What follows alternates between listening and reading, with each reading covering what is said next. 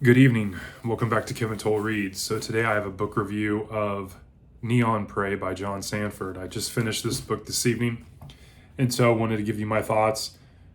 Really enjoyed this book. It was book number 29 in the Lucas Davenport series, so I'm slowly making my way through those. I'm getting close. This book was published in 2019, so as you can tell, I'm getting close to being caught up here in this ongoing series from John Sandford. Kind of the summary of the plot, this is the third book that we get to see Lucas as a U.S. Marshal.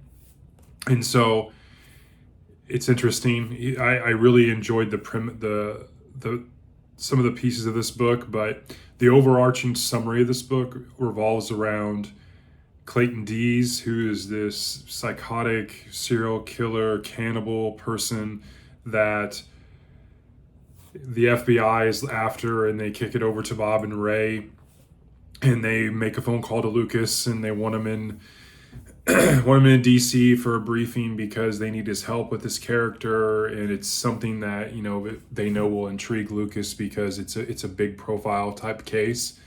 And so Dees is has a couple buddies and criminals in hand, and maybe may or may not be there on their own goodwill, which is Cole, who is another gentleman that's not a nice person, and then Cox is this lady who's kind of there as kind of the girl of the bunch and is kind of passed around, for lack of a better word, but has kind of a thing for Cole.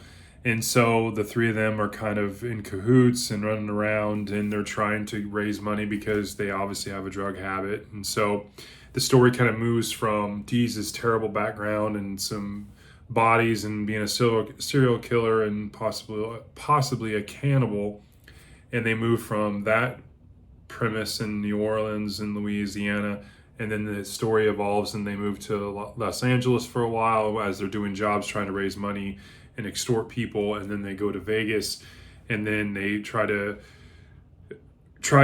extort by force and kidnap the gentleman named Harrelson and his wife, and they lock her up in a cabin. And it's an interesting take. And then obviously, Lucas and Bob and Ray are going after these people, and they want to see if they can take them down before they do something that is going to hurt other people. So that's kind of the premise of the book. I really enjoyed that. So some other things I really enjoyed, and this kind of maybe get into spoilers, but probably not. Big thing, at first, before Lucas is pulled in, the setting Sandford kind of writes, they're at a Sloan's bar, and Flowers is there, Shrake is there, Lucas is there, and they're playing poker. I find that really cool because Sloan was, if you've read this series, he was one of the detectives in the Minneapolis Police Department, and he ended up retiring, down the road, and several books into the series. But he was a really cool character. I really liked him at the beginning of the series, and then he owns a bar now. Obviously, I really enjoyed that. And then you have Flowers, and Flowers was talking about his fiance Frankie, and she has a son, and so he has a stepson, and she's pregnant, and they're expecting twins. And so you definitely, that F and Flowers guy, is definitely evolving in his life. And then you also have Shrake, who was one of the BCA characters when Lucas was at the BCA. So I really enjoyed that.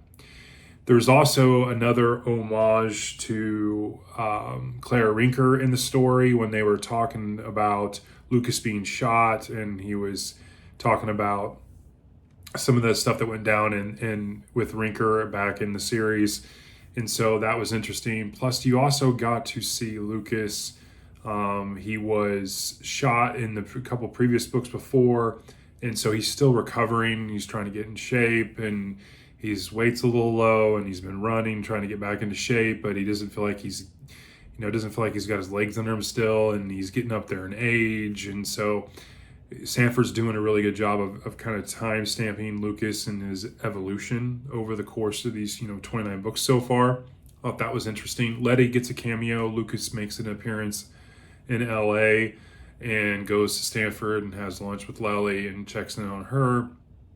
At the same time as Sandford's kind of setting up, Lucas as he's aging, Letty's talking about, postgraduate studies, what she wants to do, what profession, and she's got an offer from this billionaire guy that wants to do research, and she doesn't want to know if she wants to do a police work. And, Lucas set up this local police detective that takes her a couple times a year to a gun range, and, all this. And he also drops on her, that she's going to be a beneficiary if something would happen to him or in weather, of like $10 million. So she's definitely set up, and he's like, telling her like, you do what you want, and money's not an option type thing. So I thought that was interesting as well, as Sandford's definitely laying the groundwork for something that may happen down the road, hopefully not.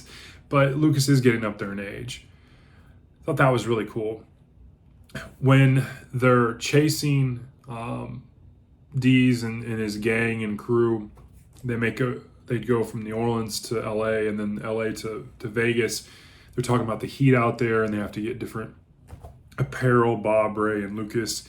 And they were also talking about when they go to Vegas, how hot it was going to be. And they were talking about, skin cancer. And they mentioned Mohs surgery, it was kind of eerie. I was listening to this book on Audible, and I was doing errands today. So I got like 5 hours of Audible listening today through doing errands. But when they mentioned that part about the Mohs surgery and skin cancer, it was kind of hit home, because that is something that I have dealt with my ear. And so that is something I'm actually going to have Mohs surgery here in a couple weeks. So I thought that was kind of eerie, but kind of like, so it was interesting to me. So in terms of dislikes, I wanted a little more action. The climax of the book is really good. The last third of the book is really, really, really good. When they're on the case, they're chasing them down, the net's closing, it starts ratcheting up, and I really liked the climax of the book. That was really, really good. I wanted a little more at the beginning, I think, maybe a little more from, some bad stuff happening because of Dees and his gang, and maybe some kind of conflict, but we really didn't have it. Not that it was needed. I enjoyed the book anyways. But the other thing I didn't like in this particular entry was Bob and Ray in the last two books, which were the first two books since Lucas became a U.S. Marshal, this being book 3. The first two books, Bob and Ray, and their conversations with each other and with Lucas, I thought was really, really good. The banter was really good. It was funny. They were poking at each other, needling each other. This, not so much. They had one part where Bob was just, every time they would go to a new place and check in a new place, he always wanted to go to a Cheesecake Factory and eat, and they kept seeing him, but that never really worked out. Obviously, at the end, they get to go to the Cheesecake Factory, so that was kind of funny. But the banter wasn't there like it was in the first two books, so I kind of fell flat for me. Overall, I gave this a 4.3. So I thought there was another solid entry. I enjoyed this book quite a bit. And so, I'm really enjoying the Lucas Davenport series. I'm getting close to catching up to where we currently are, which is one of my long-term goals. So really happy about that. It's a solid read. I recommend this.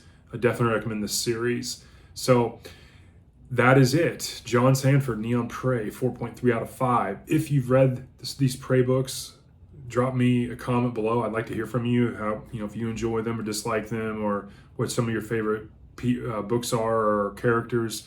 I really enjoy the series, and obviously, as you can tell by some of my likes, I really like the cameos from some of the older characters and how you have some crossing and such. So anyways, that's the review. I hope you're having a great Saturday evening, and hope you're having a great Father's Day weekend for all you fathers out there. So I'll talk to you guys later. Bye.